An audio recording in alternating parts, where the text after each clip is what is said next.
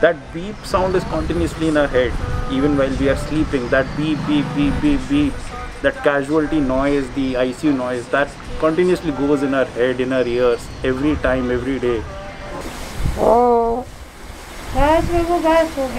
Rohan Aggarwal is 26 years old. He hasn't even completed his medical training, and yet at one of India's best hospitals, he is the one deciding who must live and who must die.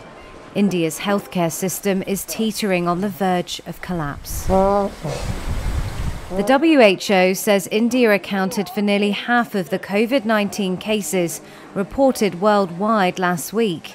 At the Holy Family Hospital in New Delhi, everyone knows there aren't enough beds, oxygen or ventilators to keep everyone who arrives alive. So Aggarwal has to choose. What job we are assigned is what is to be decided by God. Yeah. Whom to be saved, whom not to be saved, and we are not made for that. We are just humans. Yeah. And at this point of time, we are being told to do this. So it's really a depressing atmosphere, and I just want a break, an hour or so outside the hospital, so that I can just recollect myself. I can just go out of that atmosphere, because I have to be there for another 24-28 hours. The junior doctor takes a break outside. His shifts are 27 hours. He isn't vaccinated and is afraid what will happen if he gets infected. It's unlikely there's a bed for him, even at his own hospital. We are already using our resources to our best possibility, and we are using everything we have at this moment.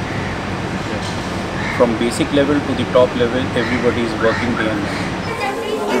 Back at the hospital, conditions are cramped in the emergency room. Patients and relatives crowd every available space, many wearing no protection except for a simple cloth mask.